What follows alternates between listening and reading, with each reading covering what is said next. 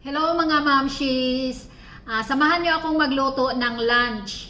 So ipapakita ko dito kung ano ba yung mga gulay na pwedeng gawing salad at pangterno sa mga pritong karne. So mga mami, samahan niyo ako sa aming munting kusina. Mga ihahandang gulay: 1 piece cucumber, medium size and diced.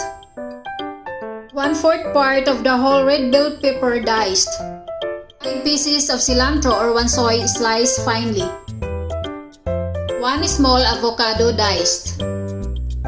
1 small onion diced finely. I-combine ang lahat ng ingredients sa malaking bowl.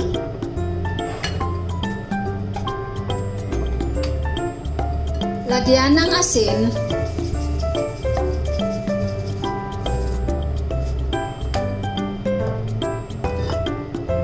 at paminta ayon sa inyong panlasa. Lagyan ng 2 kutsarang olive oil.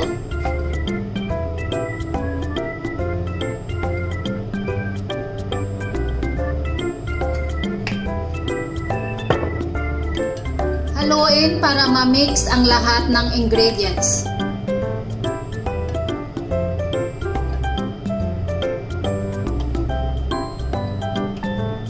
Hanggang sa ma-coat lahat ng gulay ng olive oil.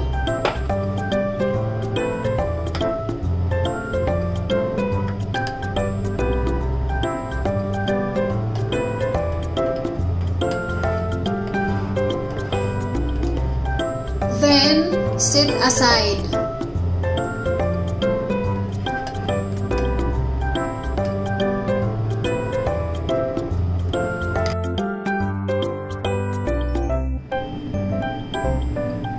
Pre-cooked pygmy ribs coated with sauce already.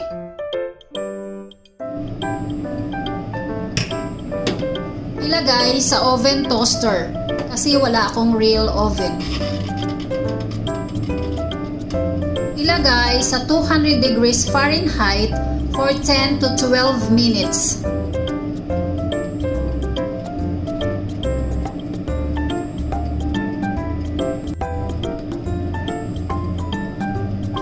Pagkatapos, lagyan ulit ng sauce.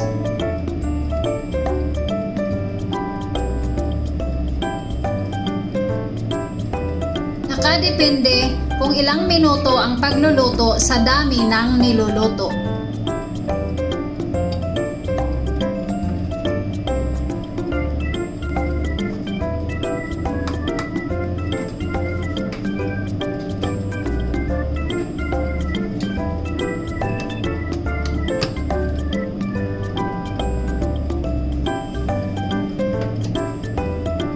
At ilagay sa 200 degrees Fahrenheit for 5 to 8 minutes.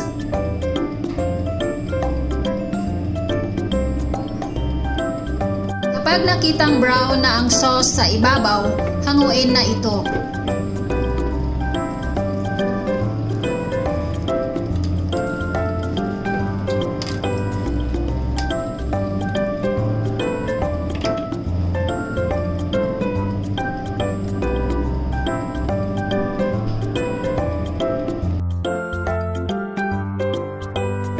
Na tayo, at kung gusto nyong malaman kung paano lutuin ang pygmy ribs, please leave comments below. Happy eating!